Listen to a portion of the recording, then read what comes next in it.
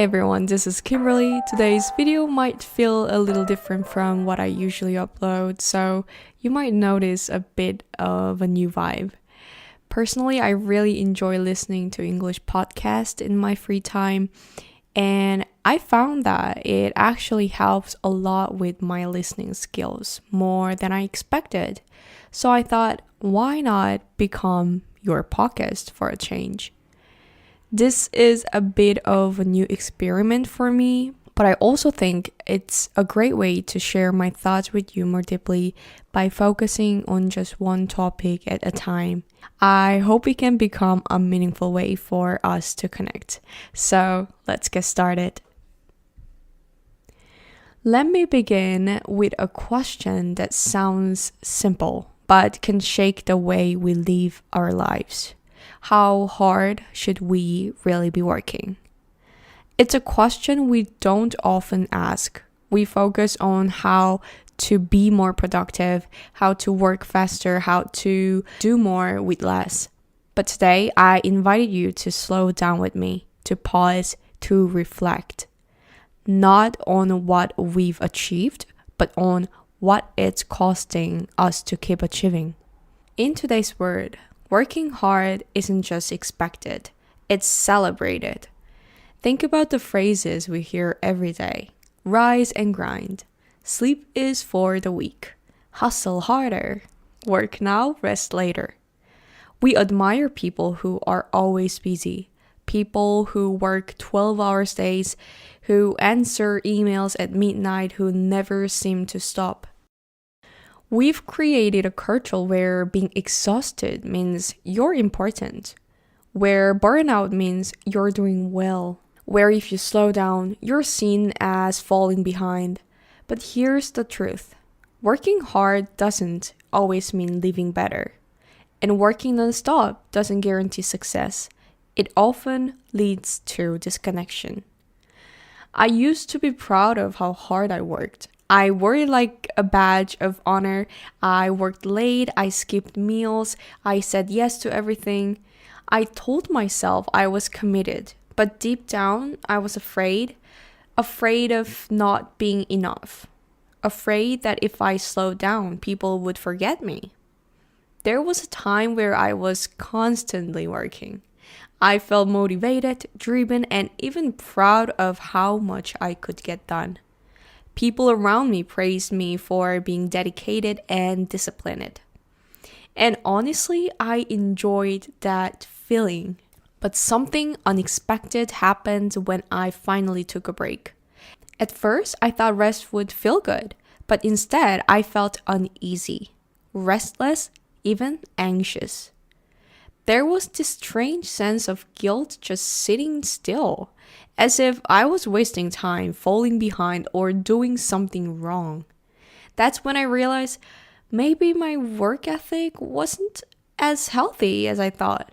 Because if taking a break makes you feel anxious, what are you really running from? I started to question whether I was working hard because I loved my work or because I was afraid of what I'd feel if I stopped. That moment led me to rethink what it means to work hard, not just in terms of hours or effort, but in terms of mental well-being and balance. We tell ourselves, I just need to work a little harder. Once I get that promotion, then I'll rest. Once I earn more money, I'll finally be free. But let me ask you this. Have you ever actually arrived at enough? The truth is, the finish line keeps moving. More recognition, more money, more success, but we rarely stop to define what enough actually means. And while we run toward that moving target, life is happening without us. Your parents are aging, your child is growing, your health is fading, your joy is waiting. We talked about work-life balance like it's a 50-50 formula, but here's the hard truth. Many of us are given 100% to work and hoping that somehow life will patiently wait for us. We sacrifice sleep, we skip meals, we lose connection, we forget how to play, how to rest, how to just be. In one study, nurses who work in palliative care shared the most common regrets of the dying. Do you know what the top regret was? I wish I hadn't worked so hard. Not, I wish I had checked more emails or I wish I had taken fewer vacations, but I wish I had lived more fully with the people I love. So again, I ask, how hard should we work? Here's the better question. What kind of life are we building through our work? Working hard is not the enemy. Work gives us purpose. It allows us to contribute, to create, to grow. But working hard should never come at the cost of your health, your relationships, or your soul. Working hard should be sustainable. It should include boundaries, rest, and joy. Sometimes working wisely means saying no.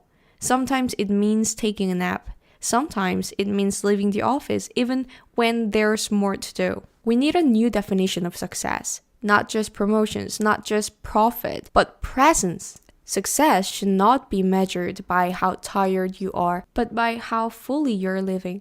Not by how many tasks you completed, but by how many moments you didn't miss. So again, let me ask you the question I started with. How hard should we really be working?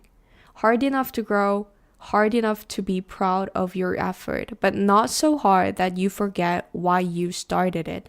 You don't need to earn rest, you deserve it now. The goal is not to die with a perfect resume. The goal is to live with a full heart. To look back and say, I didn't just work hard, I lived well. And maybe that's the real definition of success.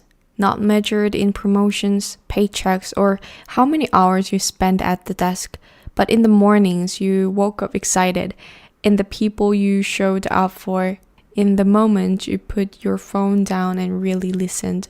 We live in the world that constantly tells us to do more, be more, achieve more. But maybe, just maybe, what we really need is to slow down, to feel more, to be more present. Because your worth is not tied to your output. And the people who love you, they love you, not your to-do list. They won't remember how many emails you send. They will remember your love, your kindness, the way your eyes lit up when you talked about what you loved. So yes, work hard, be ambitious, chase your dreams with everything you've got, but never forget to chase peace too. Chase rest and chase joy. Because in the end, life is not just about what you built. It's about what you felt, who you loved, and how deeply you allowed yourself to live. That is the kind of life worth working for. Hope you enjoyed this podcast and hope to see you in the next episode. Until then, bye!